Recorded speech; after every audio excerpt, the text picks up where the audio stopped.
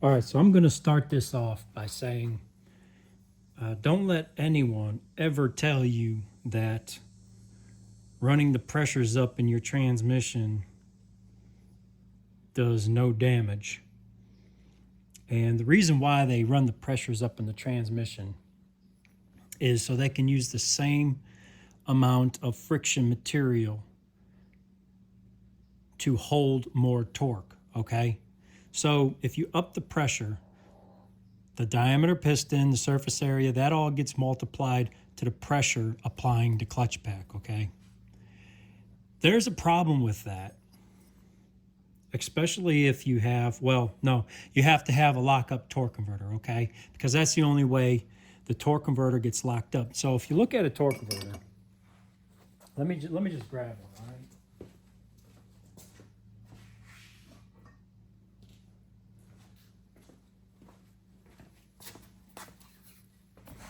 So let me just explain this a little bit. So here, you got a torque converter. This engine, by the way, destroyed this. This basically, it slides into the transmission, right? No problem. Well, in order to make this torque converter lock up, it has to send pressure this way.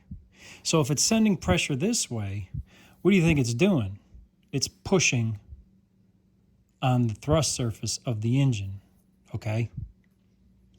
So the more pressure you have going into this, which is multiplied by the piston diameter, it's being shoved up against the engine. So at any rate, what you have is you have forward pressure on the thrust surface. Now, the bigger the torque converter, obviously, the more pressure gets thrown against the thrust surface of the bearing. So, let me put this down. All right. So, with that being said, I am a big advocate of running more frictions in the transmission than running the pressure up, okay? Running the pressure up is okay to a certain point. And then if you're making so much power that no matter what because you only got a certain amount of distance to stack these clutches in your transmission, right? So when you get to the point where you have to run the pressures up and you have no more room to stack more frictions, you either have to go to a different transmission, go to a Lenco or something, you know, if you're building that much power. But you have to do an oiling mod to your engine. All right. Now, this is the, this is the thrusting side of the bearing. You know, this is where the crankshaft gets shoved forward because of the torque converter. Now, I have a manual reverse pattern valve body. The guy who built it runs them up to 175 for the street and damn near 200 for drag racing. If you have a lockup torque converter that only has one friction, okay? You follow me? If it has one friction, you have to up the pressure to hold the same amount of power, or to hold more power, okay? So,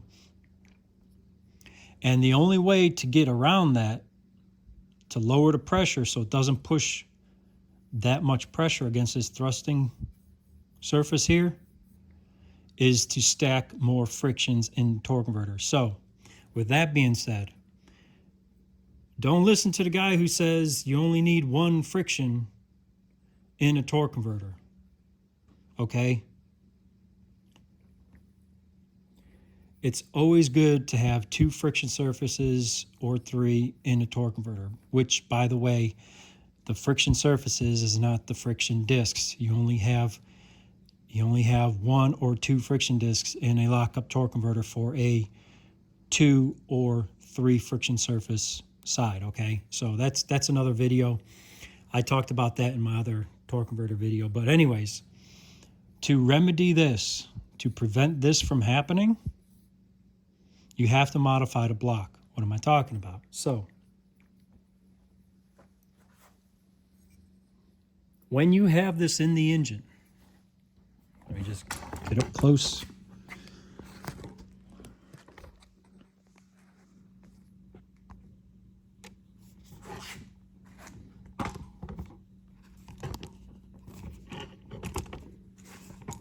Hope you all can see that.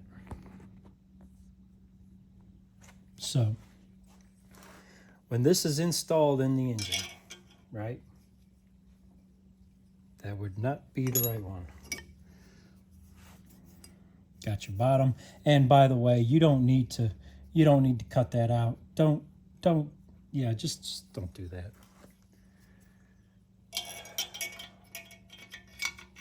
When this is installed in the engine, okay?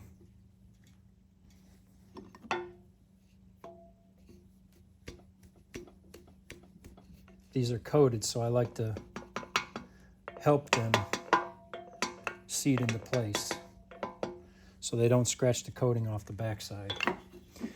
So anyways, when this is installed in the engine, what you want to do is you want to take a drill bit, a small drill bit, a very, very small drill bit, probably something along the lines of, I don't know,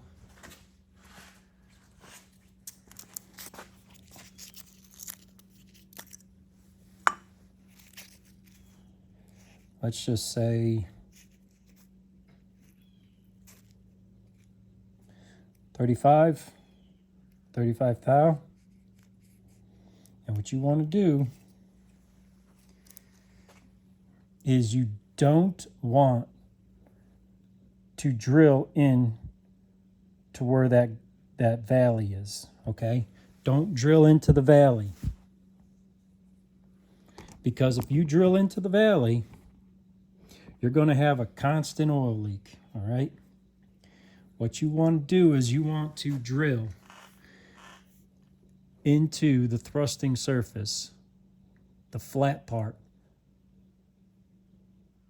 directly to the oil passage, okay? So, since the engine turns clockwise,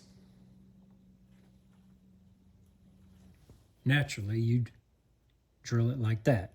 So, you can go straight, you can go at an angle.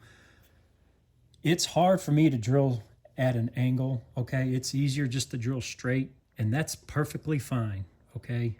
You don't need to take into consideration the rotation of the crankshaft if you don't want to. And if you don't feel comfortable with putting that angle, just put it straight, okay? That's all you got to do. You can angle it a little bit because I know this all gets in the way. So I'll just drill very carefully straight into the oil passage. And that will bleed oil onto the thrusting surface, and it'll help save that thrust bearing. Okay, so let's recap. Less frictions in the transmission, more pressure you need to hold more torque. The more pressure in a lock-up torque converter, the more push it has on the crankshaft. And it'll wear that thrust surface. So, what I'm going to do is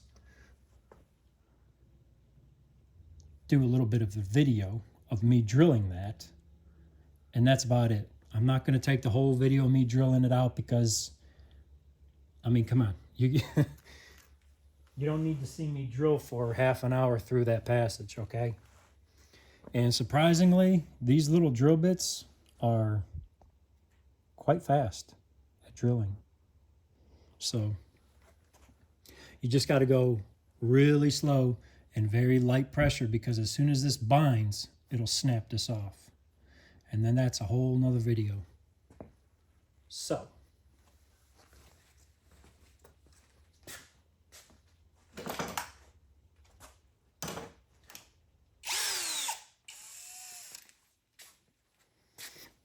And one other issue. You need a chuck, okay, that is pointed. If you don't have a pointed chuck, this will never bite. This is going to take a good half an hour at slow speed. Really, really light torque. Just like that, the whole way.